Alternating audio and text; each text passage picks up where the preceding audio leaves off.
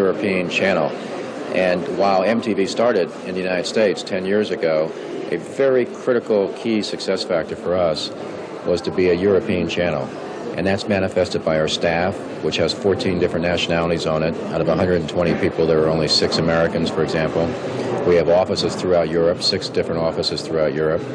All of our video presenters on the air are European, representing 6 different European nationalities. And most importantly, our music playlist, while it does play quite a bit of Anglo-American music, plays much, much more European music than even local radio stations play. But what do you consider necessary to accentuate that you have a European staff? So what is the difference for you between Americans in this sense and Europeans? Well, I think while the youth of the world primarily likes the same sort of things, and that's one of our strategic concepts, that the youth of Hungary, for example, has more in common. An 18-year-old here in Budapest has more in common with an 18-year-old in Stockholm than they do perhaps with their own parents. They listen to the same music, they buy the same products, they think the same way, they have the same attitude, and that attitude is manifested on MTV. However, on the other side of that, there's also some small differences country by country, and we are here to address those differences.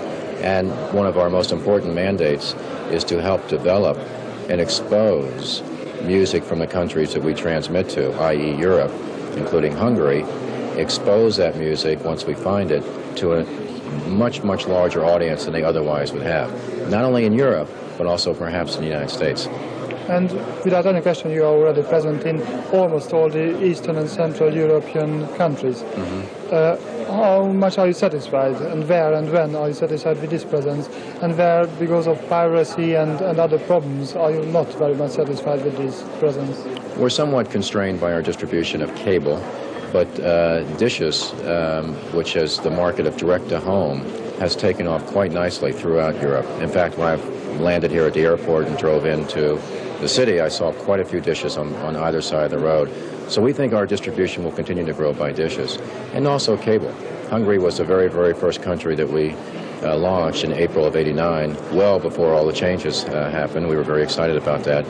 And we did that through cable, because there is a large cable universe in Hungary. And we will continue to grow with cable development throughout Eastern Europe, and also the dishes. But do you suffer because of piracy in any other countries in this region? Yes. I'm not even aware of all of it. I know there is a problem of that, and we would like to find out more where it is being pirated, and then turn those situations into legitimate contractual arrangements. We don't have a problem in distributing through a terrestrial network if there's a mutual benefit, but we just have to sit down and talk about it rather than being done illegally. Hungarian pay, so Hungarian fee for you, is actually nowadays very modest. Do you consider it worth raising for the future? No. And I think the important thing here is that we are here for the long term. We are committed for the long term. And also, surprisingly, you may be surprised, that there are quite a few advertisers that are interested in reaching this market, not only Hungary, but also throughout Eastern Europe. So the business that we do naturally with our advertisers, when we bring in more homes in Hungary, that has quite an appeal. But do you consider Hungary as a market, or is something a Christian have from your side to be present in these countries around? When I initially entered Hungary in April '89, I thought it was more for the reason of a cultural breakthrough.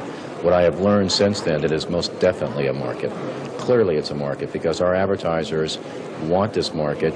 We have 90 different pan-European advertisers, everything from cola to jeans to electronic equipment to tennis shoes, and they most definitely want to reach the Hungarian viewer because their products have an appeal here.